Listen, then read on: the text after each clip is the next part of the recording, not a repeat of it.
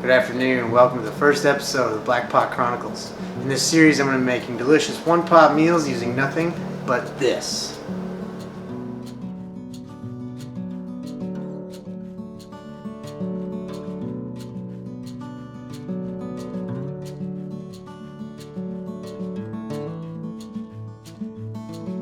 Today is July 12th, and we're mere hours away from Tropical Storm Barry making landfall just south of here. I just took a trip down the road to check out my boat landing, and as you can see, it is flooded. That is the parking lot that we're looking at right there.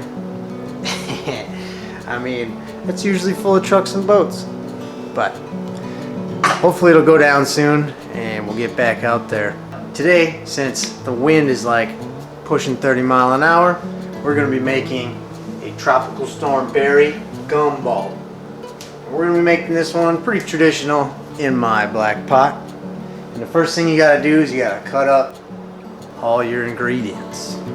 So the ingredients we're going to be using today for Tropical Storm Barry Gumbo is skinless chicken thighs, andouille sausage, and some pork chops. So let's get these cut up. Whoa, would you look at that? It worked. Now that we got our meats cut up, we can start making our roux. Alright, for a good roux, you gotta have equal parts oil to flour. I've got about a cup of oil in here, but I'm gonna use about half of it because I don't need all that much roux.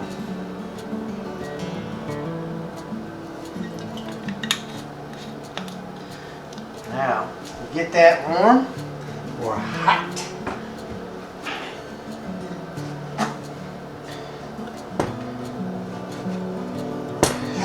Alright, once your oil is sufficiently hot, you're going to go ahead and add your flour.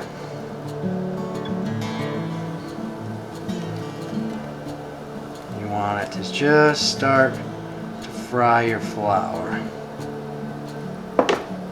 And then, you're just going to stir your flour in with your oil and let it cook.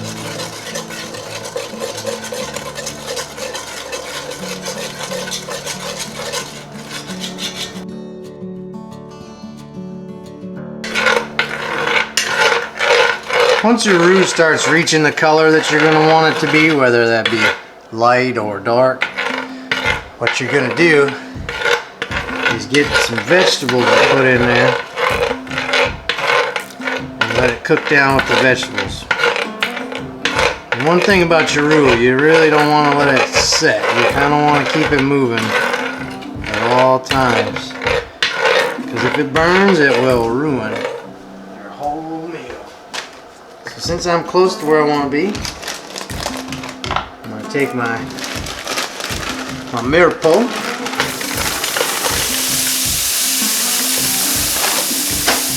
Throw in my mirepoix, which is just a mix of onions, bell pepper, and celery.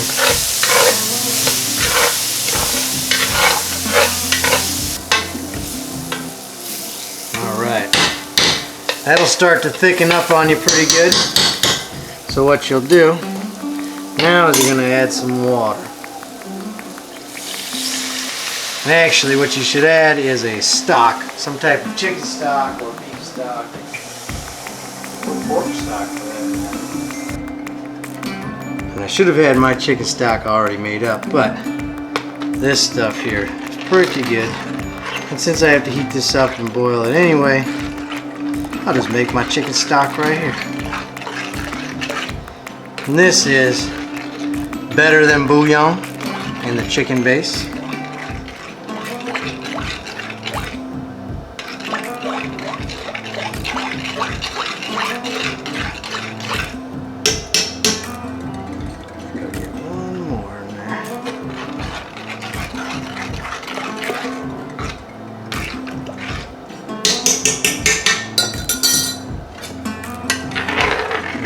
Get this going.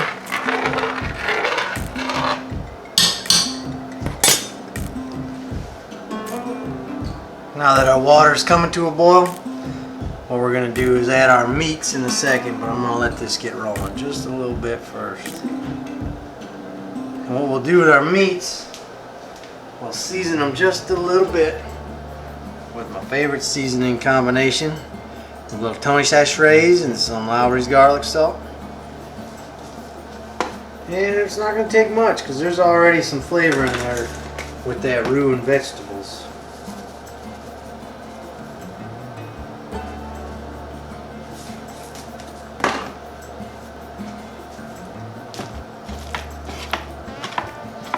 And then just take and drop them in.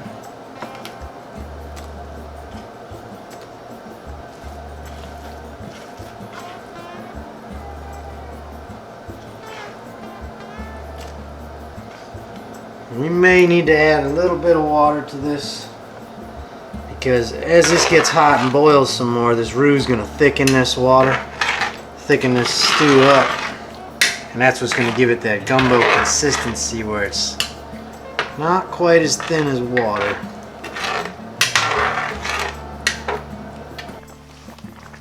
Alright, I've had the pot covered now for about 30 minutes.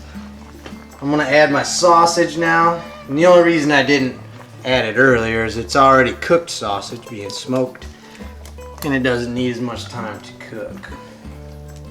We'll drop this in here, and then I also forgot I have some okra, some cut okra that I'm going to throw in here as well.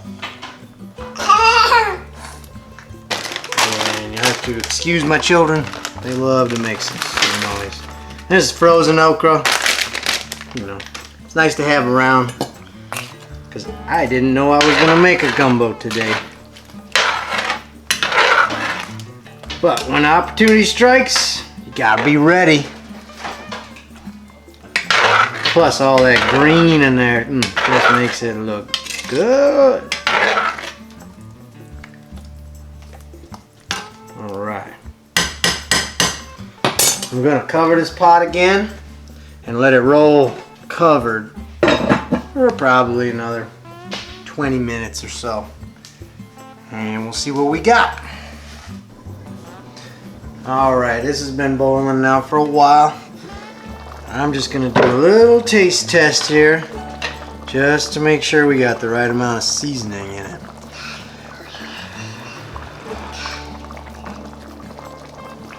That is just about right. I feel like I might be able to put a little bit more Creole Tonys in there, a little bit more Tonys, maybe even a little bit more garlic salt, which I'll do before I put the pot top back on. Just a dash, I think, and it'll be good. Just to give it a little bit of extra salty flavor, but that was just about right.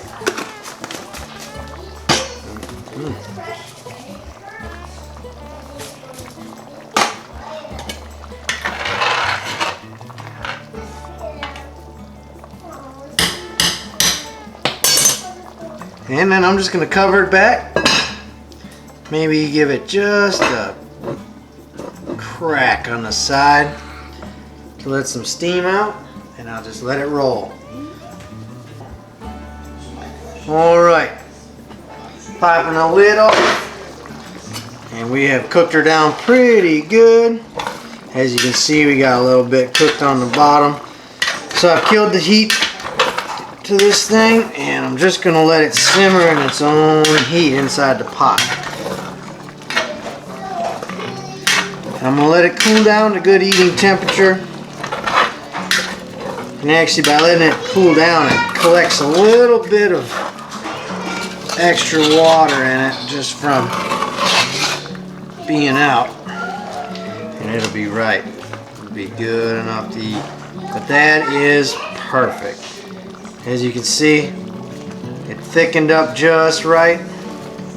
It's exactly what we were looking for.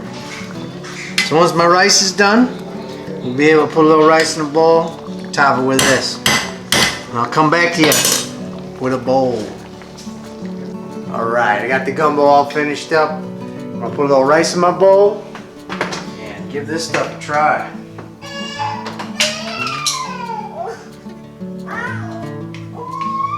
As I'm sure you can tell, the kids woke up.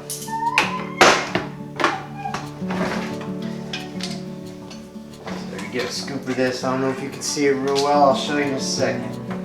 So I'm gonna just drizzle this all up. Nice.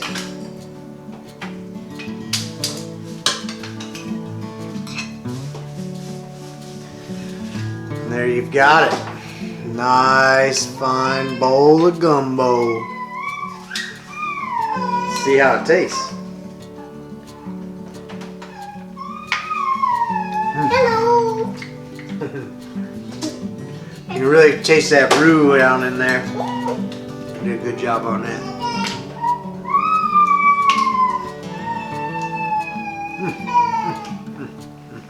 Daddy, you like it? Thanks for watching, y'all.